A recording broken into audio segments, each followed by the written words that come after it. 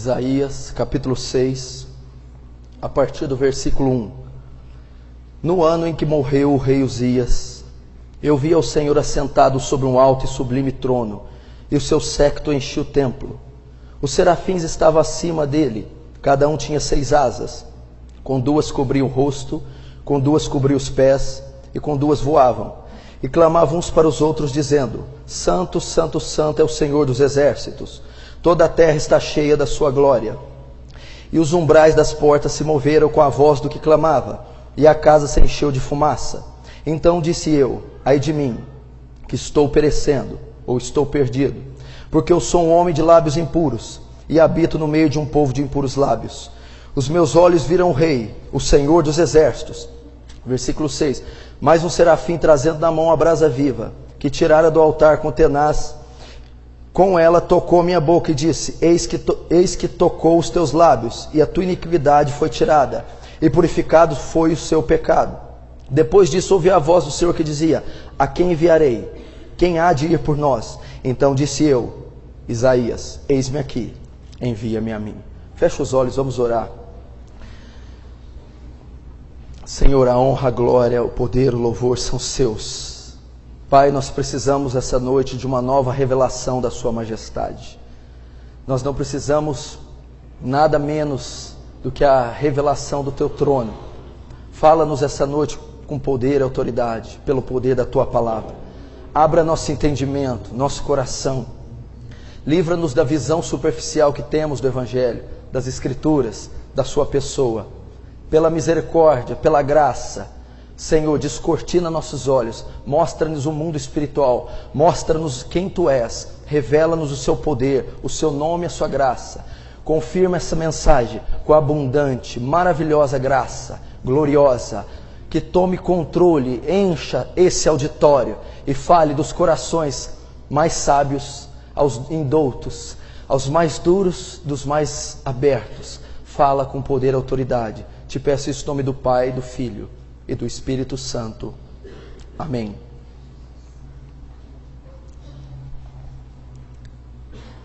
Estava meditando esses dias sobre o grande impacto que os personagens da Bíblia tiveram no seu tempo. Como eles conseguiram um nível espiritual tão alto, um nível ministerial tão alto, como conseguiram atingir uma consagração tão profunda. Você vai e lê os relatos sobre Jeremias, você é incapaz de igualar um profeta da atual geração a Jeremias. Tamanho zelo, quebrantamento, choro, pranto pela casa de Deus, pelos perdidos. Você vai até Elias e você dificilmente vai achar pessoas tão ousadas, intrépidas e dependentes de Deus como o profeta Elias na Bíblia. Você vai até João Batista e você chega a um extremo, a um cúmulo de uma independência total, de uma ousadia, de uma coragem a qual nós não encontramos. Você vai ao apóstolo Paulo e tudo quando você vai dar exemplo do grau maior, do nível máximo, toda vez que você vai dar um exemplo de uma pessoa que atingiu um nível máximo em qualquer área cristã, você vai terminar no apóstolo Paulo, porque ele conseguiu. O êxito dele é uma coisa fantástica. Eu não sei se eu abordo o ministério impactante de Paulo, o continente que ele viajou e ganhou para Jesus, o poder miraculoso que acompanhava o seu ministério, ou se eu aqui abordo o caráter de Paulo, tamanho amor pelas almas, zelo pela igreja, tamanho compromisso com a causa, tamanha dependência de Deus e profundo caráter. Então nós notamos, e eu estava vendo esses homens, como também os que nós citamos muito aqui, os dos últimos 5 séculos atrás, Nós lemos nas biografias, não entendemos como eles conseguiam fazer tanto. Martinho Lutero, que orava 4, 5 horas por dia, foi o pai da reforma. Talvez Jesus, Paulo e Lutero, as 3 personalidades que moveram eras. Jesus antes e depois de Cristo, simplesmente isso.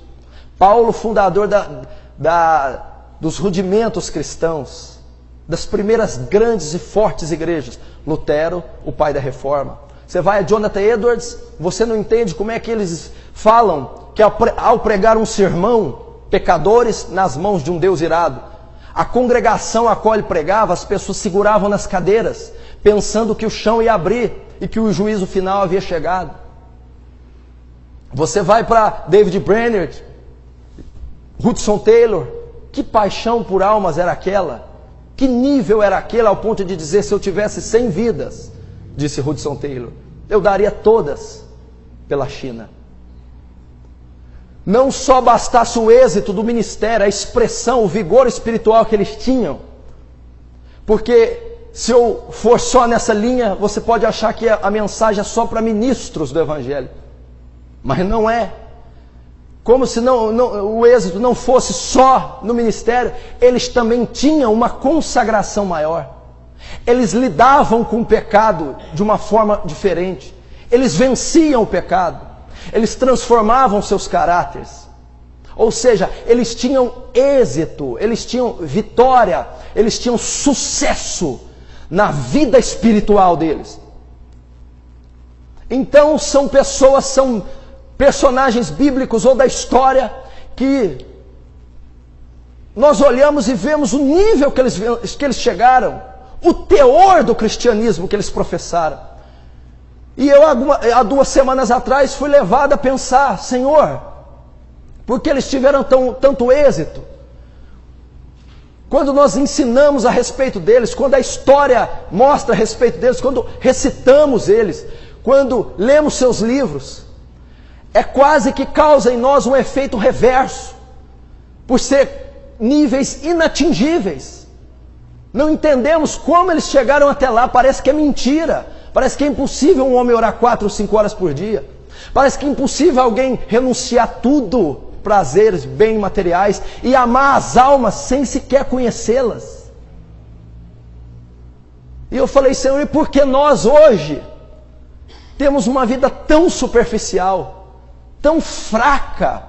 Porque o nosso ministério é tão débil, ele não influencia, ele não impacta as pessoas ao nosso redor, não tem o mesmo êxito daquele povo, é fraco, é racional, é humano, é psicológico, é emotivo, mas não são ministérios debaixo do poder do Espírito Santo. A mesma coisa o caráter.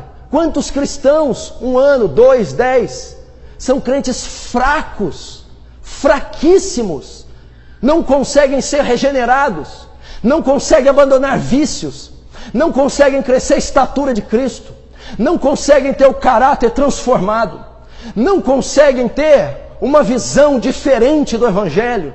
Por que, Senhor? Somos uma geração débil, somos uma geração fraca, somos uma geração pobre, o nosso cristianismo é fracassado, é fajuto. Eu estava falando com Deus, refletindo, e eu indaguei essas questões que eu estou aqui pregando a você. Por que a igreja atual perece? Porque há cristãos que você conhece na igreja 1, 2, 10, 20 anos, e eles têm os mesmos pecados de quando se converteram. Eles têm as mesmas áreas da vida em fracasso, eles simplesmente não prosperam. A vida econômica sempre é um caos, o corpo sempre padece doenças, ele sempre tem problema com a mentira, ele sempre tem problema imoral, ele sempre é fraco na oração, ele nunca consegue ler a Bíblia inteira, ele nunca consegue vencer áreas do velho homem, o caráter, ele nunca consegue ganhar uma alma para Jesus, ele nunca vence a autoestima baixa, o complexo de rejeição, o distúrbio emocional, ele nunca se satisfaz apenas com a graça, tem que ser alimentado por pastores, pessoas que são suas muletas. São verdadeiros ossos secos, como Ezequiel disse. Pessoas mortas espiritualmente. Os ossos representavam morte. Secas, pessoas que não têm uma revelação da glória. Pessoas que não têm experiências com Deus. Pessoas que nunca, ouça o que eu vou dizer, estão na igreja e nunca nasceram de novo. Nunca foram regeneradas. Nunca nasceram de novo. E eu fiquei meditando nisso porque eu estou inserido nesse contexto. Eu faço parte da geração atual. E eu fiquei me remoendo, Senhor, não conseguimos atingir o nível daqueles homens. Não conseguimos atingir o caráter de Paulo, muito menos a eficácia do seu ministério. Não conseguimos ser um reformador como Lutero. Não conseguimos ser santo como Natanael, eis ali varão israelita que não há dolo.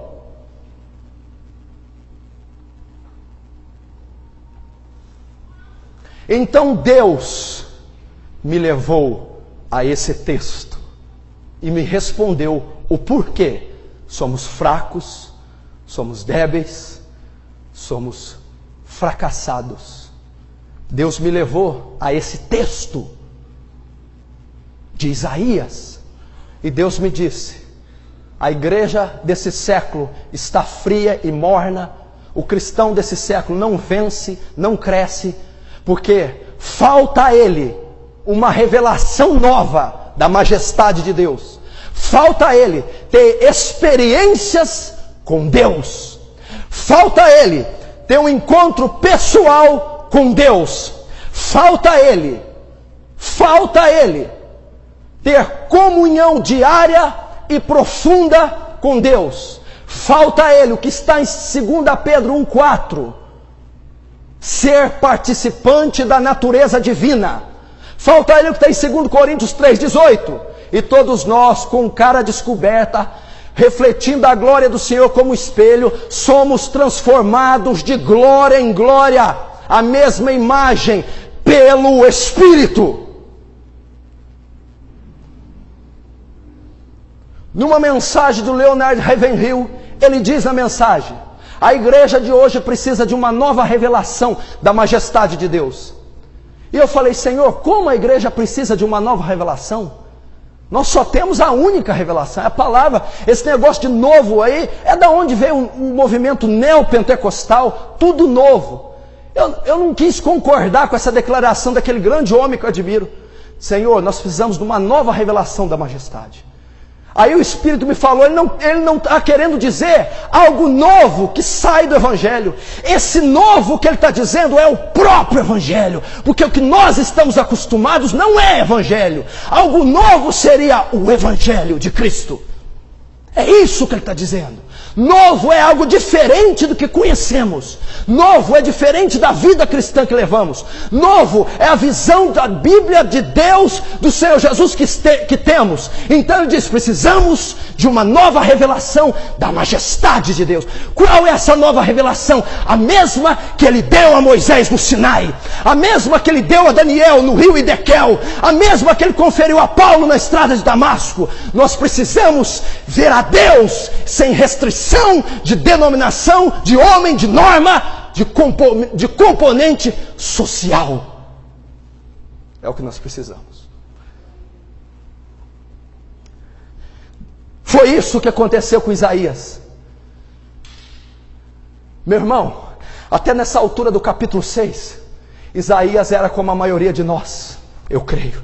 Não é definido se ele já tinha começado o seu ministério ou se ele iniciou depois do capítulo 6. Provavelmente ele já tinha chamada profética. Ele era filho de Amós. Mas a Bíblia diz, preste atenção, que no ano que morreu o rei Uzias, aproximadamente 740 antes de Cristo, Isaías viu o Senhor. Isaías teve uma revelação da majestade de Deus. Isaías viu a glória de Deus. Foi então que quando ele viu, ele entendeu, ele percebeu a condição dele e a condição dos que estavam à volta. O que eu quero dizer? Porque eu quero dizer que Isaías também era como nós. Isaías não tinha conhecimento pessoal de quem ele era. Isaías não tinha conhecimento da necessidade alheia, o próximo.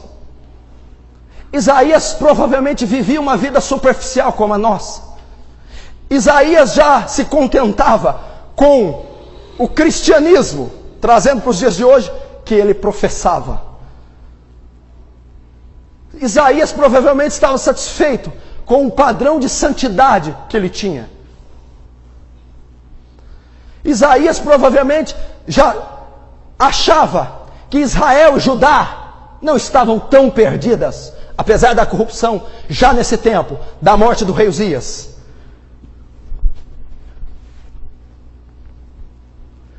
Mas depois que Isaías, assim como nós, vivia uma vida de fachada, superficial, fraca, débil, fruto do quê? Da falta de conhecimento de Deus, da falta de uma revelação maior da majestade.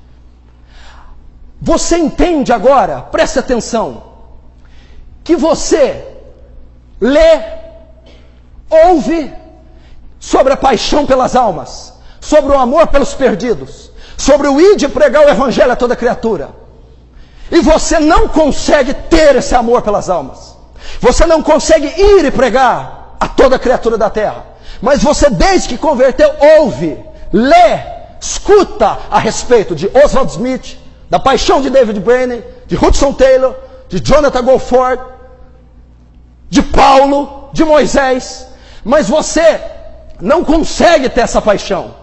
Você não ama as almas perdidas. Você não consegue ir e pregar o evangelho a toda criatura. Você já ouviu falar de Martinho Lutero, que orou durante 11 anos para a convicção do pecado? Você já viu que você não consegue se arrepender totalmente? Você não consegue ver que o seu pecado é grave? Você não consegue ver o efeito da queda? Você não consegue ver dentro de si mesmo o quão caído você é? O quão hediondas são as suas obras? O quão sério e grave são os seus pecados? Você tenta, você luta, você ora, mas não te vem a convicção. Se não te vem a convicção, você não luta com o pecado, com o teor que deve ser lutado. E se você não luta com o teor, você não vence. Você vive em passividade. Essa é a passividade da igreja atual. O nosso nível de santidade é baixo. Por que ele é baixo? Porque o nosso nível de entendimento de pecado é baixo. E por que o nosso nível de entendimento de pecado é baixo? Porque não conhecemos um fator, não conhecemos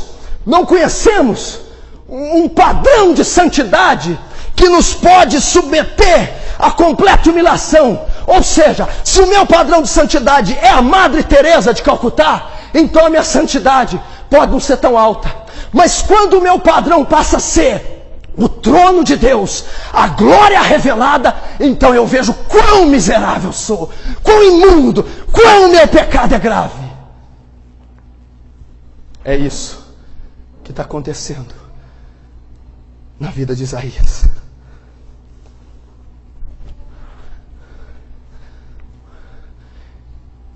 Qual então, pastor?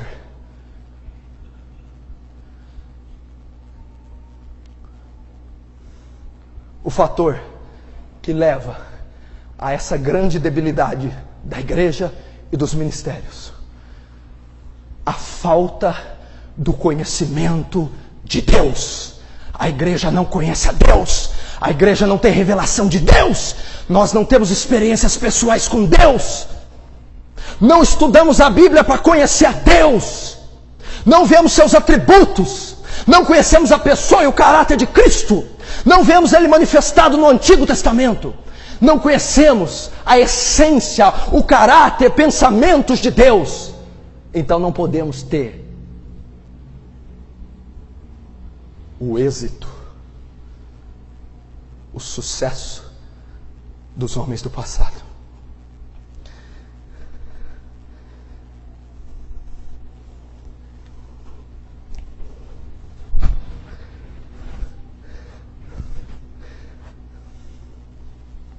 Provavelmente, Isaías era como nós. Vivia uma vida normal e tranquila. Até o capítulo 6. Isaías não é um grande nome na Bíblia. Até o capítulo 6. Então era um homem superficial, fraco, como a nossa presente e atual geração. Só que o que ocorreu com Isaías? Ele diz assim: no ano em que morreu o rei Uzias, eu vi o Senhor. Como ocorreu a mudança na vida de Isaías? Como Isaías deixou de ser superficial?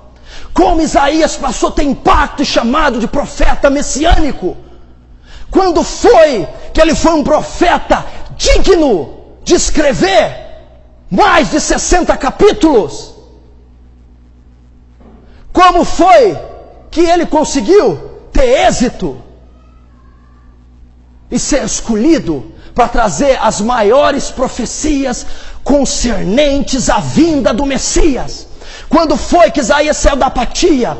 Quando foi que ele deixou de ser humano, terreno? Porque é tudo isso que somos. Vocês, eu, vocês. Terrenos, fracos. Não vivemos da fé, não dependemos da graça, não andamos pelo Espírito Santo. Não. Estamos vivos pela misericórdia de Deus. Quando foi? Na morte do rei Uzias. A Bíblia diz aqui, que Isaías mesmo diz: eu vi o Senhor. Eu tive uma experiência com Deus. Os meus olhos foram descortinados. A minha comunhão com Deus se elevou. Eu vi o Senhor. Como ele viu? Num alto e sublime trono. As suas vestes cobriam o templo. O séquito enchia o templo. A luz, o fulgor da glória de Deus enchia o templo. O que Isaías viu? Isaías viu o rei. Isaías viu o Senhor dos exércitos. Isaías teve uma revelação da majestade de Deus. Quem está sentado em trono? Reis. E qual rei estava sentado lá? O Rei dos reis, Senhor dos senhores. E ele viu os serafins, e serafins estavam em cima dele. Cada um tinha 6 asas, com 2 cobriam o rosto, com 2 cobriam os pés, e com 2 voavam, e clamavam uns para os outros, dizendo: Santo, Santo, Santo é o Senhor dos exércitos, toda a terra está cheia da sua glória. O que eu quero resumir com essa recitação tríplice dos anjos: Isaías viu a glória de Deus. Foi isso que Isaías viu. Isaías teve uma revelação da majestade, aquilo que Leonard Ravenhill diz para buscarmos.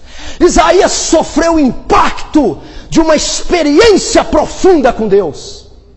Isaías viu a Deus, teve um encontro marcante, poderoso com Deus. Isso foi o fator que mudou a vida de Isaías. Isso foi aquilo que mudou. Depois que Isaías teve essa experiência tremenda, e a mesma experiência que a igreja tem que buscar. E agora no advento da graça, não é necessariamente termos uma experiência idêntica dele. Vemos glória, fogo, visões profundas. A experiência também vem da comunhão contínua. A convicção também vem de passar horas e horas, como Coríntios diz, de glória em glória, até eu atingir o mesmo ápice que Isaías atingiu. Deus pode usar de 2 maneiras para mudar você. Ou você tem um encontro ferrenho como o de Paulo em Damasco, ou a sua contínua comunhão te revelará a glória dele.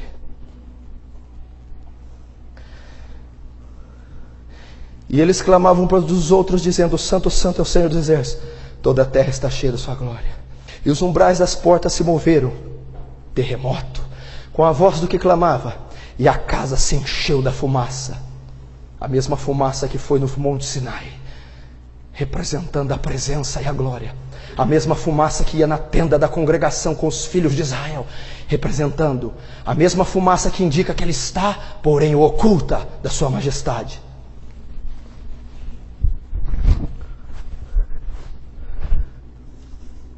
O que ocorreu com Isaías logo depois que ele teve uma revelação maior da majestade? O que ocorreu com Isaías logo depois que ele teve uma experiência com Deus? Que ele sofreu o impacto de Deus? A primeira consequência que aconteceu na vida de Isaías, ele disse assim: então disse eu, no versículo 5, ai de mim que vou perecendo.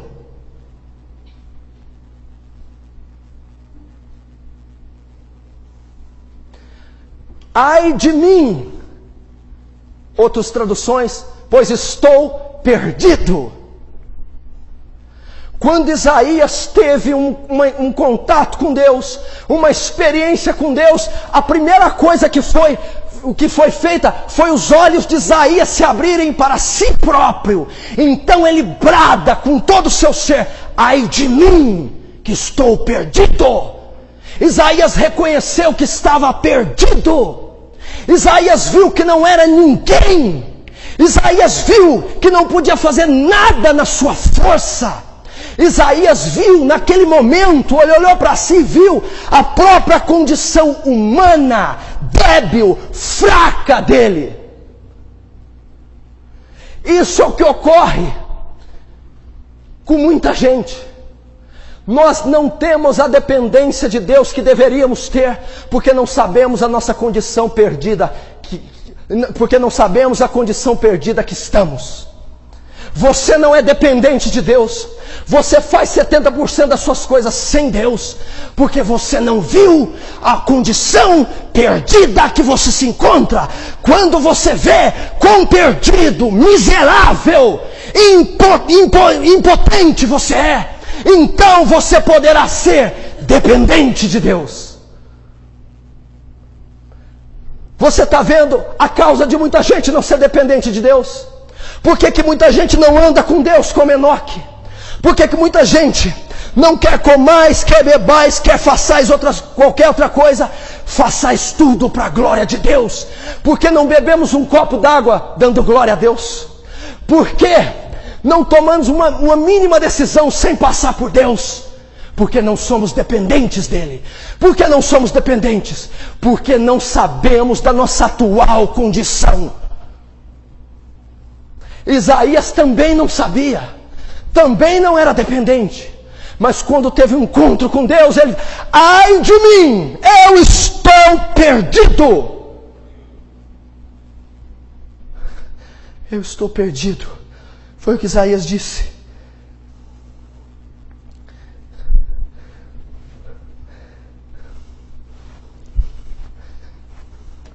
Você está entendendo, meu irmão? Por que tem essa deidade do homem? Por que tem essa autossuficiência do homem?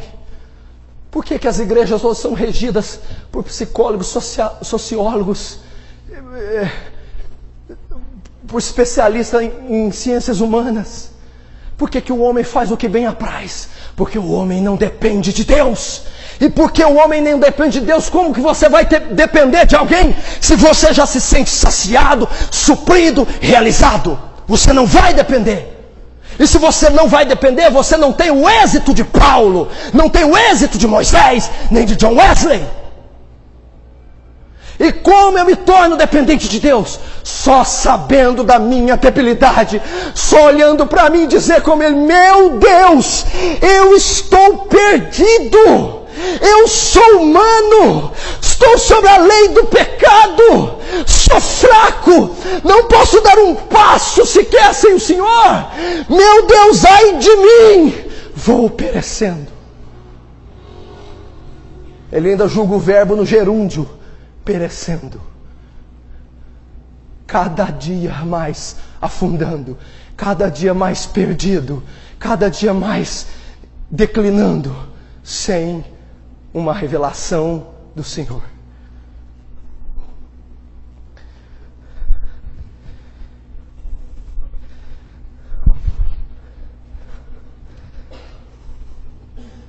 Segundo, ai de mim que vou perecendo, porque eu sou um homem de lábios impuros. Segunda consequência de um encontro com Deus. Primeiro, teve consciência que estava perdido. Perdido. Você quer ser um grande homem de Deus? Você tem que saber, sem Ele você está perdido. Você quer ser um cristão saudável? Você tem que entender, sem Ele você não pode fazer nada. Nada!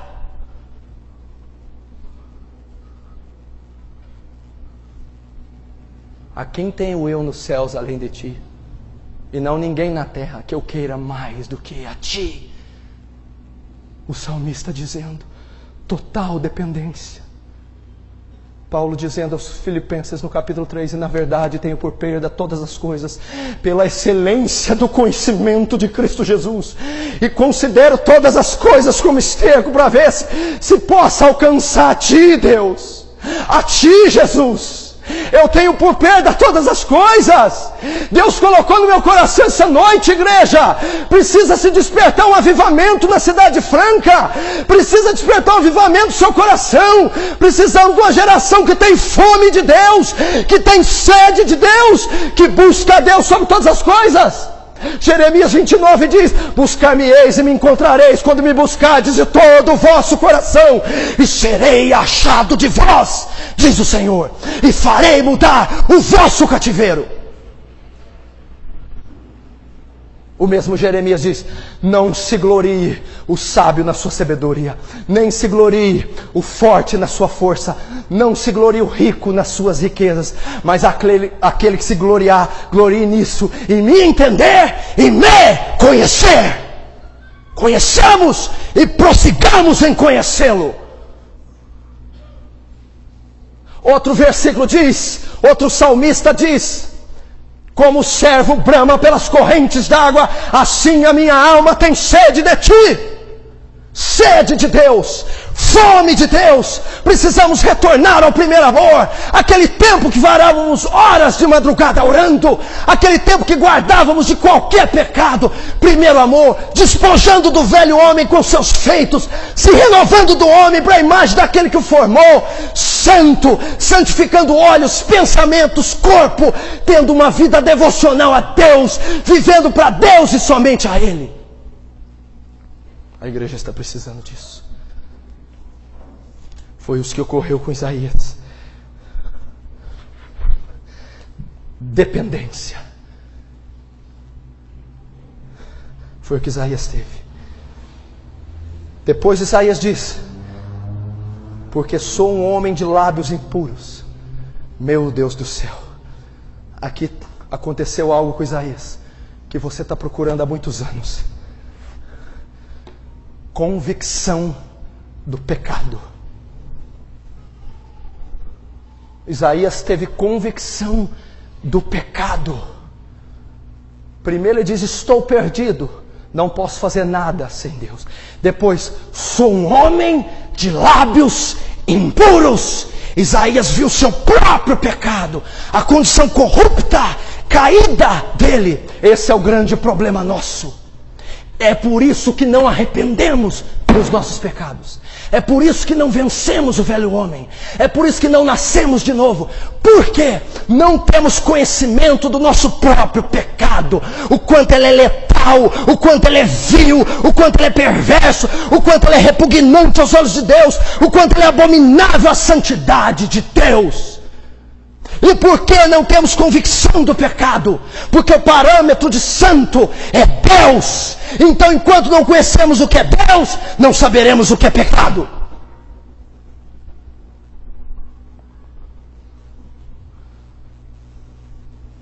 Por isso o arrependimento é superficial.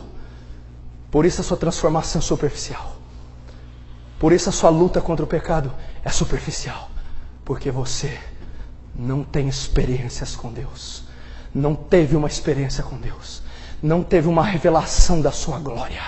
E quando você ver a glória de Deus, o fulgor da sua santidade, o seu trono, a sua majestade, a sua justiça, então você olhará para você e dirá: aquilo que eu julgava ruim, aquilo que eu julgava perverso, hoje eu vejo que é infinitamente pior. Infinitamente. Nós não temos ideia o que foi a queda de Adão. Nós não temos ideia da consequência, o efeito que o pecado trouxe na terra, principalmente no homem.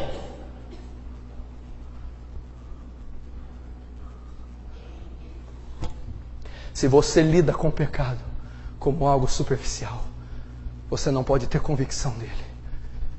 Você não pode ter convicção se você não tiver a revelação de Deus. Eu não estou dizendo isso para vocês apenas. Estou dizendo isso para mim, para eles.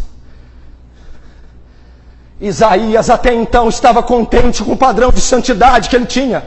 Isaías até então estava monitorando o seu pecado. Isaías até então achava que não era nada demais. Pela graça sois salvos. Isso não vem de vós, é dom de Deus. Mas quando Isaías teve contato com a natureza divina, quando Isaías veio em chamas o trono de Deus, Isaías: ai de mim, sou sujo. Ai de mim, meu pecado está me matando. Ai de mim. Convicção. Isaías foi atirado ao chão. Isaías foi ao pó. Isaías viu quão forte, quão terrível era o pecado dele. E uma pessoa que não tem convicção do pecado não pode ter o êxito, tanto ministerial de Paulo, como pessoal, vida privada e caráter do mesmo. Ele disse: ai de mim, sou um homem de lábios impuros. Até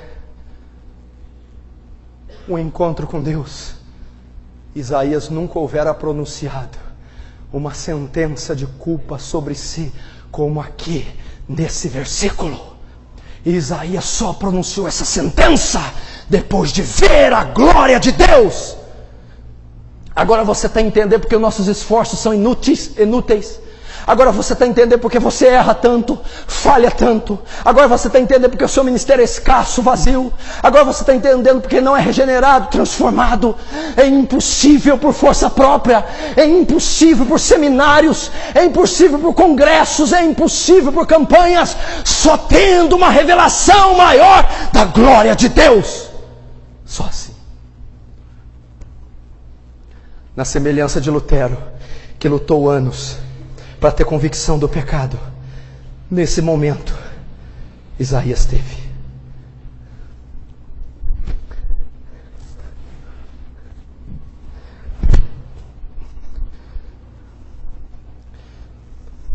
O que eu estou querendo dizer? Você não pode pagar aquilo que você não sabe o valor. Você não pode lutar com aquilo que você não sabe o tamanho, nem a forma, nem o número.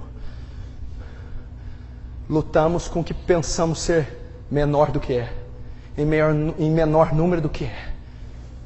Como podemos ser santos? Como podemos nos arrepender de todo o coração? Como podemos ter convicção se nós não conhecemos o nosso próprio pecado? Você está entendendo por que o arrependimento não se evidencia?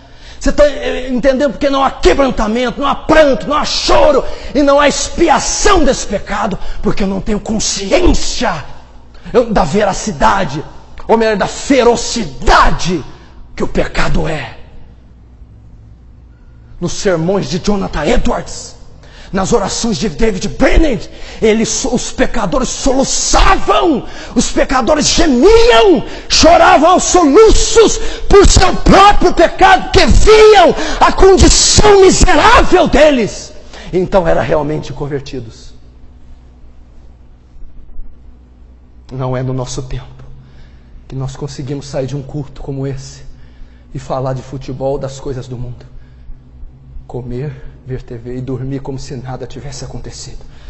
Não espere mudança, não espere que Deus te use, não espere marcar sua geração. Isso ocorreu com Isaías.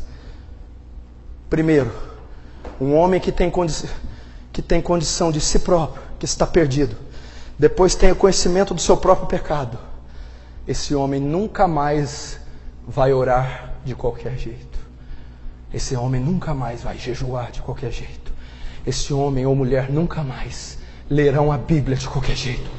Essas pessoas nunca mais virão ao culto vestidas de qualquer jeito, cantarão louvor de qualquer jeito, participarão de uma vigília de qualquer jeito, porque agora eles experimentaram daquele que é divino, daquele que é justo, daquele que é santo. E eles sabem da condição perdida e pecaminosa que estão. Então jamais vão desperdiçar um momento de redenção.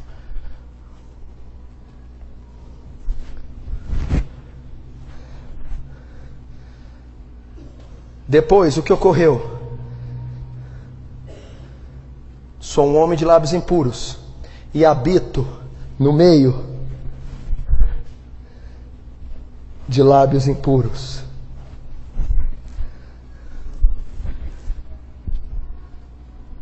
E habito no meio de um povo de impuros lábios. Terceira consequência. Meu irmão, escute, ouça a voz de Deus. Primeiro, Isaías teve uma revelação da sua própria condição. Viu a si próprio. Com certeza, então, poderia agora ser o melhor homem diante de Deus. Porque agora ele detectou a ferida. No âmago, poderia curá-la. Depois, Isaías diz: habito no meio de um povo de impuros lábios. Agora, Isaías viu a condição daqueles que estavam à sua volta. Eu habito no meio de um povo de impuros lábios. Como se Isaías passasse por aqueles templos todo dia, aquelas ruelas de Judá, na sala real do rei Uzias, e olhasse para as pessoas como pessoas normais, em multidão. Mas depois que ele teve o encontro com Deus, a revelação da majestade, Isaías olhou para a terra, para as pessoas e diz: meu Deus, elas são pessoas de impuros lábios. Isaías viu: Senhor, as almas estão perdidas. Elas estão tão perdidas quanto eu. Elas estão caminhando ao inferno. Senhor, olha a condição desse povo. Meu irmão, se eu pedir para você ir lá no terminal aqui, às 5 da tarde, 6, horário de pico, e aquelas centenas e quase milhares de pessoas ali, você não vai chorar por elas. Você não vai orar por elas. Você não vai se compadecer delas. Você não tem esse amor. Está vendo porque você fracassa quando você evangeliza e dá um envelope, um folheto para uma pessoa com maior descaso. Meu irmão, não adianta eu te levar no hospital do câncer, na Santa Casa de Misericórdia. Você vai ignorar essas pessoas. Assim como Isaías passava todo dia para aqueles lugares e não via nada demais com o povo, ignorava eles, devia achar que eles estavam numa boa condição, não é tão ruim assim. Mas quando ele teve um encontro com Deus, meu irmão, a convicção, a paixão pelas almas entrou nas entranhas de Isaías. Isaías viu: eles estão perdidas, não tem a Cristo, estão caminhando ao inferno. Meu Deus do céu! É impossível ter paixão pelas almas sem ter um encontro com Deus. É impossível tomar 3 varadas de judeus, 5 quarentenas, passar fome, nudez, ficar no abismo, por amor às almas, se você não tiver um encontro com Deus. Você notou? Habito no meio de um povo de impuros lábios. Você entende porque você toma café com os ímpios todos os dias e não consegue ver a perdição deles? Você entende porque convive com seus familiares ímpios e pode passar semanas sem orar por eles? Você entende porque o seu ministério é seco, frio, fraco, suas visitas, pregação seu ministério não tem êxito. Porque você não sabe a real condição do pecador. O pecador está perdido. A Bíblia diz em Salmos que o ímpio e todas as nações que esqueceram de Deus serão lançadas no inferno. Elas estão perdidas. A Bíblia diz em Apocalipse 14 que elas beberão do vinho da ira de Deus e o tormento e o seu furor pelos séculos dos séculos. São almas eternas, são pessoas que padecerão milênios, trilhões e bilhões de anos, uma eternidade perdidas, estão condenadas.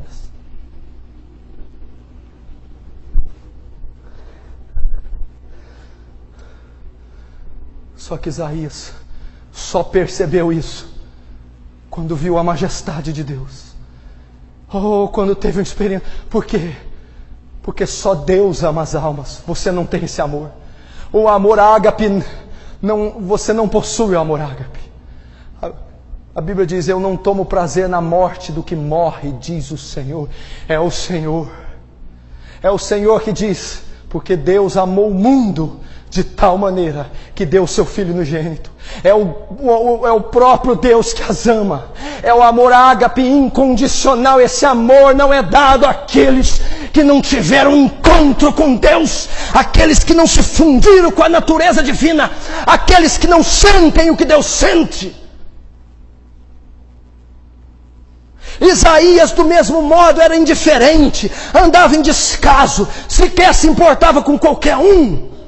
Assim como nós, meu irmão, somos frios, calculistas, e quando ministramos a favor das almas, não há êxito, porque não as amamos, porque não as amamos, porque não conhecemos a sua real condição, e porque não conhecemos falta de experiências com Deus.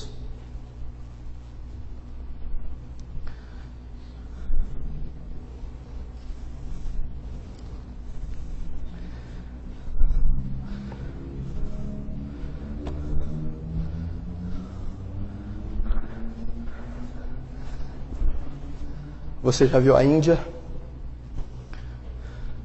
30 mil deuses. Você já viu a África? Os flagelos que matam milhares?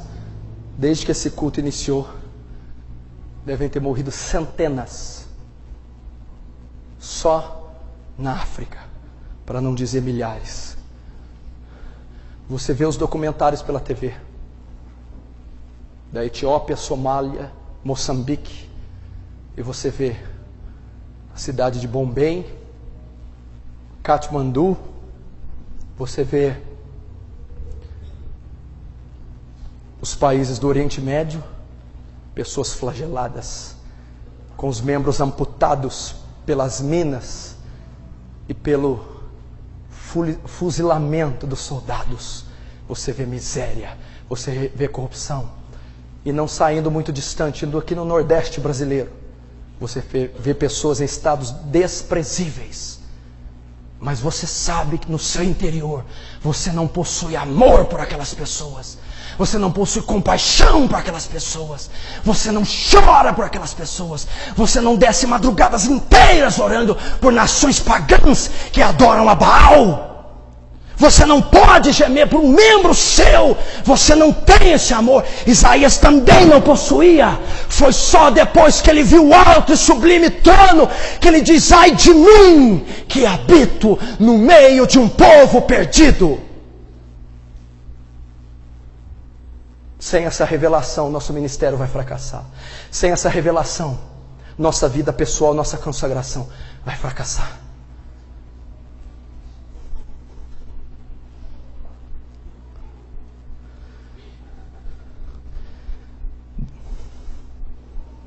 Isaías viu isso.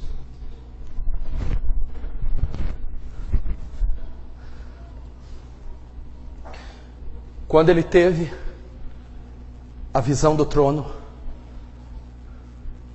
a revelação da glória, ele viu a sua real condição.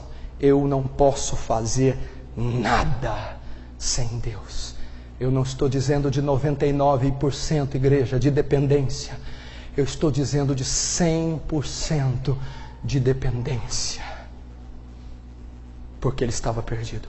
Segundo, agora Isaías podia lutar com o pecado, porque ele viu quão desprezível, quão terrível e letal é o pecado. Se eu fosse falar só dessa parte, eu faria um congresso nessa igreja sobre pecado e o poder destruidor dele. Então a convicção o tomou, agora ele podia combater. Terceiro, Isaías agora tinha a real condição do estado perdido da nação, do mundo, dos ímpios, dos pagãos, sem Deus.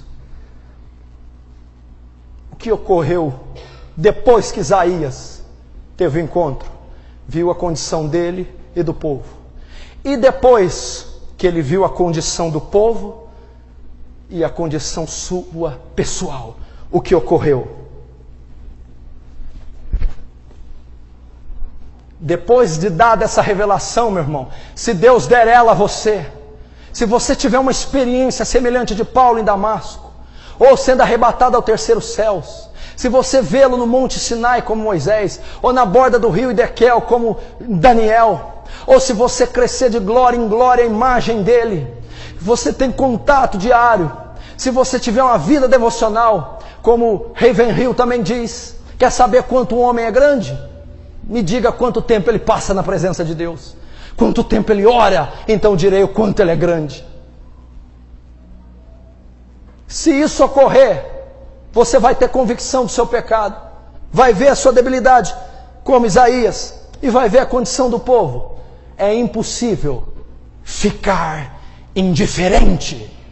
Isaías não pôde mais ficar indiferente. Isaías não pôde mais ficar quieto. Isaías então depois disso, meu irmão, Isaías depois disso foi transformado, foi santificado. Isaías lutou contra o seu pecado, recebeu de fato a convicção. Agora sim Isaías foi santo, não o que ele julgava, o que nós julgamos. Agora sim a iniquidade dele foi expiada, agora sim houve regeneração, agora sim o velho homem morreu, agora sim houve novo nascimento. Como? Depois de ver a revelação do seu pecado, ele diz assim: ai de mim que vou perecendo, habito no meio de um povo de impuros lábios, sou um homem de lábios impuros. Então veio um querubim, um serafim, e com uma tenaz tirou uma brasa do altar, e tocou em meus lábios, e disse: purificada está a sua iniquidade.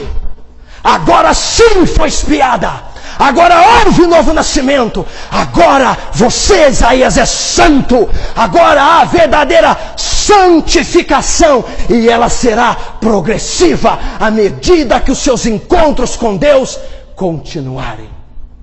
Você pode notar que no versículo 6, mas um dos serafins voou para mim, trazendo na mão uma brasa viva, que tirara do altar com uma tenaz. Versículo 7, e com ela tocou a minha boca e disse: eis que isto tocou os seus lábios, e a tua iniquidade foi tirada, e purificado foi o teu pecado. Agora a superficialidade terminou, agora aquela área cativa foi levada ao cativeiro. Agora ele saiu do calabouço, agora houve regeneração, agora houve conversão genuína, houve novo nascimento, agora a santificação foi de fato produzida. Só depois que ele viu a glória de Deus e que teve convicção do seu estado, foi então que ele pôde lutar contra o pecado e pôde ter vitória. Iniquidade, tirada foi a sua iniquidade, e purificado o teu pecado. Meu irmão, quantos não estão lutando com o pecado essa noite, meu irmão? Meu irmão, quantos são cativos de vícios?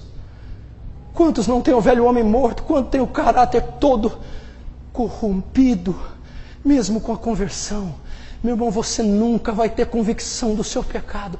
Você nunca vai aboli-lo, vencê-lo. Você nunca conhecerá a natureza de Cristo e a regeneração se você não tiver uma experiência profunda com Deus, ou se você não tiver comunhão plena e crescer de glória em glória. Foi isso que Isaías fez. Que coisa tremenda essa revelação. Tirado foi a minha iniquidade e purificado o meu pecado.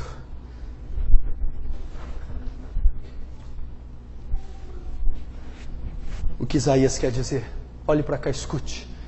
Até nesse momento não havia sido tirada a iniquidade. Não havia sido purificado o pecado. Quanto tempo você está na igreja?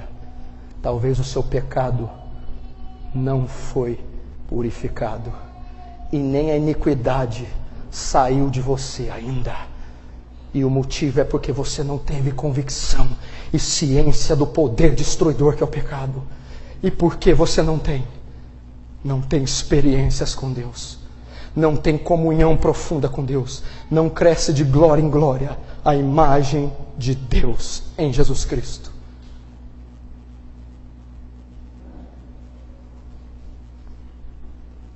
Meu irmão, a revelação é lógica, clara, simples.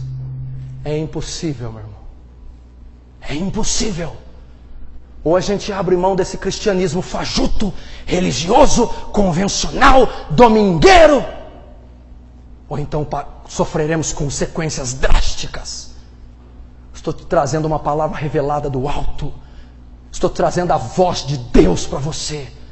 Estou dando a chance e a oportunidade de você mudar de vida e sair desse cativeiro de arrogância, prepotência, soberba, orgulho, imoralidade, avareza, ira, para ser uma nova criatura em Cristo, regenerada à sua imagem, liberta, porque foi para a liberdade que Cristo nos libertou.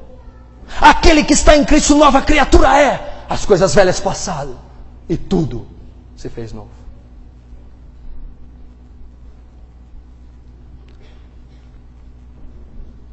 Primeiro Isaías teve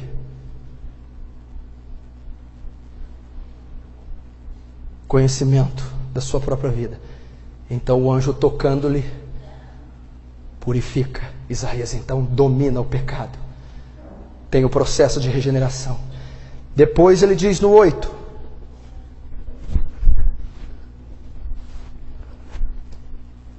Depois disso ouvi a voz do Senhor que dizia: a quem enviarei? E quem há de ir por nós, ou por mim? Então disse eu, Isaías dizendo: eis-me aqui, envia-me a mim. O descaso que ele tinha para as almas, a indiferença que ele tinha com os perdidos, a indiferença que Isaías tinha sobre sua família, a indiferença que tinha sobre a sociedade. Isaías não estava se importando, ou não via a condição perdida do povo. Depois que Isaías viu a glória de Deus, a paixão pelas almas se inseriu em Isaías. E quando Deus diz: quem eu enviarei à África, quem enviarei à Índia, Tailândia, Mongólia, Isaías disse: eis-me aqui, envia-me a mim. Agora sim eu tenho paixão pelas almas. Agora eu amo o meu próximo.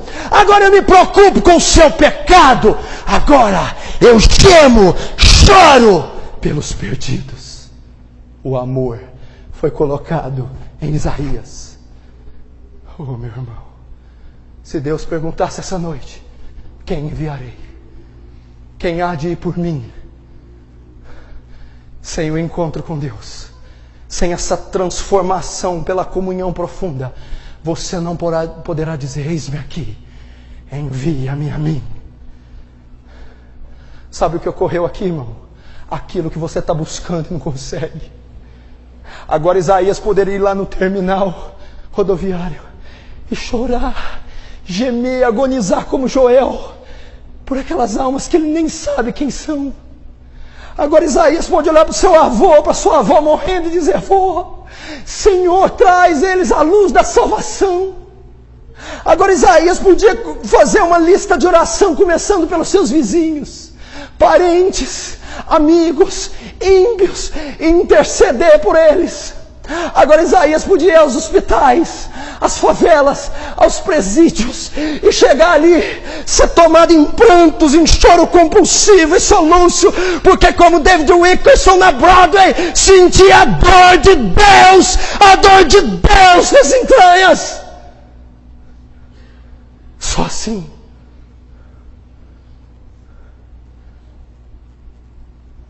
Só com o encontro com Deus.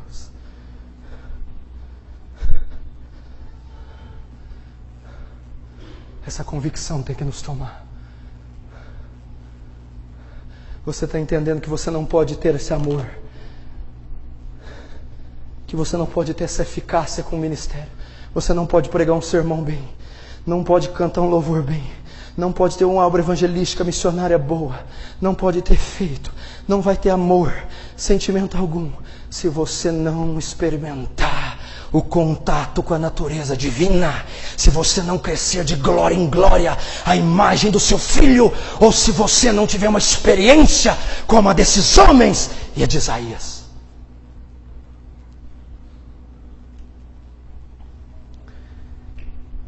Eis-me aqui, envia-me a mim.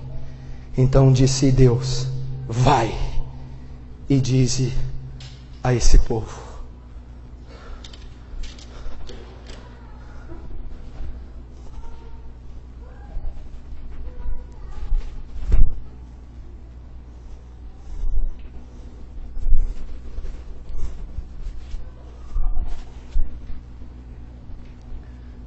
Agora vai. O que ocorreu, igreja? Isaías então começa o seu ministério profético impactante, messiânico, também de juízo e de justiça, contra a casa de Deus. Como eu termino? Depois dessa experiência com Deus, depois do encontro com Deus, depois de crescer na comunhão com Deus e de glória em glória atingir uma visão nova da sua majestade, Isaías nunca mais foi o mesmo homem. Isaías nunca lidou com o pecado como lidava antes. Isaías nunca mais olhou para o próximo, nunca mais ignorou a perdição deles como antes. Isaías foi transformado. Isaías cresceu à estatura de Cristo Jesus. Isaías foi conformado à imagem de Cristo. Isaías recebeu a dor de Deus no seu coração. Isaías foi uma nova criatura. Se você quer ser uma nova criatura, você precisa de um encontro com Deus. Você precisa de uma experiência com Deus. Se você quer vencer o pecado, você precisa de um encontro com Deus. Se você quer se regenerar, nascer de novo, sair do cativeiro, vencer áreas que estão dominadas desde a sua conversão, você precisa de uma nova revelação de Deus. Se você quer um ministério de êxito, quer amar as almas, ter paixão por elas, quer ter impacto na pregação do Evangelho, se você quer ser enviado e não voltar frustrado e humilhado, você precisa de uma nova revelação da majestade de Deus. Você precisa ver o trono de Deus.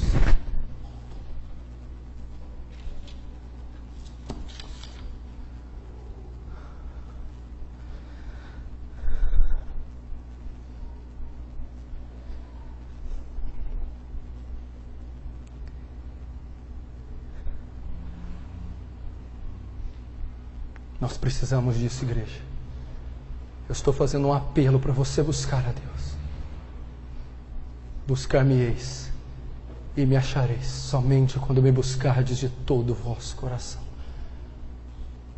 Deus diz: eu não tomo prazer na sua morte, na sua ruína, na sua vergonha.